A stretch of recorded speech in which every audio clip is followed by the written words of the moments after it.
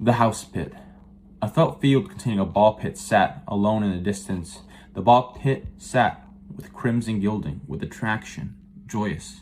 Taking child steps toward it, shrieking bollards grew, the head of infants, and oh how their beady little eyes move and leer.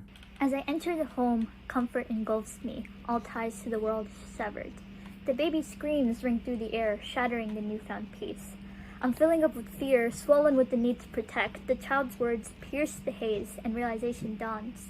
One repeated word, my name, garbled, somehow made more beautiful as she stumbles through the syllables. The little buggy eyes continued to leer as I put my stone foot into the box. There they sat. An elaborate disgust radiated from those infants, their heads spinning with laughter in that pit. Steps in. These feet of perversion and fear slowly sink into the attraction. Her happiness is a sparkling storm, startling me anew every time. Her eyes see me, her words reach me, her hands find me, and we are both whole. She clings tight to me, but I hold her even closer, promising never to let go.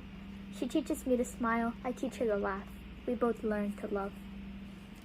My body sank to the newborns, holding some level of attraction for the desperate children as they attempted, clung and leered. Flickering glows emanate from the endless bottom of the enigmatic pit.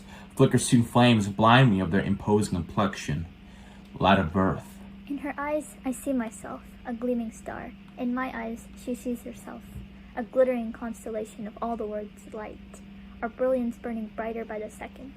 How had we ever lived without each other?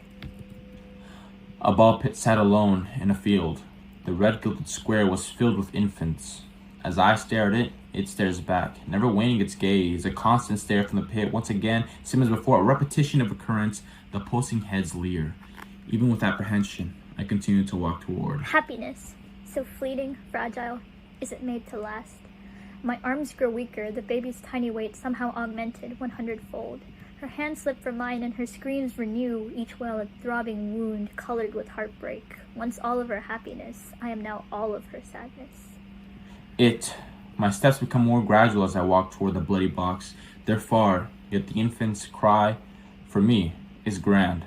I stop and have a seat. I've sat in the felt grass far from the pit, watching the box with lost attraction as the box sits there, that lonesome pit. I'm thinking, receding into the ground. Was I ever standing or solid? Alone in the dark, all of our lights smothered. All I have left is the faint echo of the baby's screams, a last glimpse of her broken face, her tears like drops of acid, stinging evidence of my betrayal. I thought I was strong enough to carry her weight. I see a figure gradually approach the pit. He pauses. They continue to take childlike steps toward it. Same as I, same as the rest. He leered. He took a small step into the pool of infants. He was pulled, just as I, tugged by the attraction of fear or love. As he sat on top of them, I could hear the infant's soft, imposing laughter. He sank into the pit, just as I, heading toward that flicker,